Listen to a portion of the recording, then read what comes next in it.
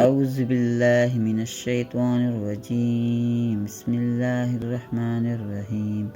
فلما فصل طالوت بجنوده قال إن الله مبتليكم بنهر فمن شرب منه فليس مني ومن لم يطعمه فإنه مني إلا من اغترف غرفة بيده فشربوا منه إلا قليلا منهم فلما جاوزه هو والذین آمنوا معه قالوا۔